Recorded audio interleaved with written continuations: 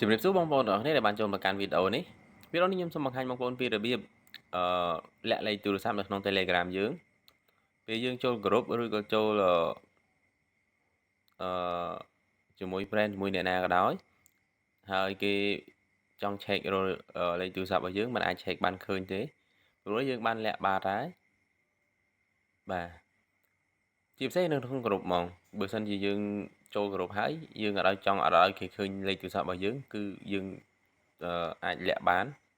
ឧទាហរណ៍ដូចមើលខ្ញុំសុំ check មើលថា profile នេះបាទ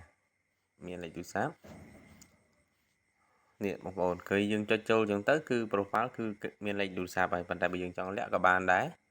ខ្ញុំសុំចាំមើល check មើលសិនថាតើមានណាលាក់លេខទូរស័ព្ទអត់បាទអត់មានទេប៉ុន្តែបងប្អូនអាចប្រកាសបានថាកន្លែងនេះកន្លែងនេះគឺអត់មានឃើញលេខទូរស័ព្ទបែបនេះទេបាទបងប្អូនធ្វើតាមខ្ញុំមកបងប្អូនគ្រាន់តែចូលលេខត្រេ3នេះមក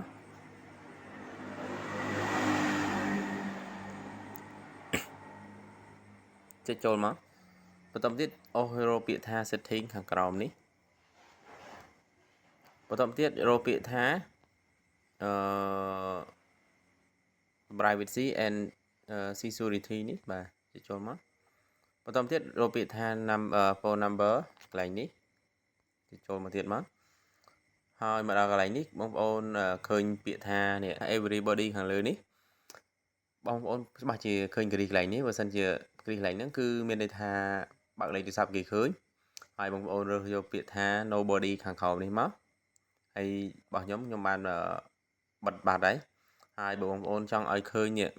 my contact មានន័យថាឲ្យគេឃើញអ្នកដែលយើងបាន save ឈ្មោះនៅក្នុង SIM ឬនៅក្នុងទូរស័ព្ទគេអាចមើលឃើញឈ្មោះរបស់យើងបាននៅក្នុង Telegram ហ្នឹងគឺរើសអាហ្នឹងប៉ុន្តែបើយើងអត់ចង់ឲ្យគេឃើញទាំងអស់ហ្មងគឺរើសអា nobody ខាងក្រោមនេះគឺគេអត់ឃើញទាំងអស់តែម្ដងបាទមានតែប៉ុណ្្នឹងបងប្អូនវីដេអូនេះជម្រាបលាជួបគ្នាវីដេអូក្រោយបាយបាយ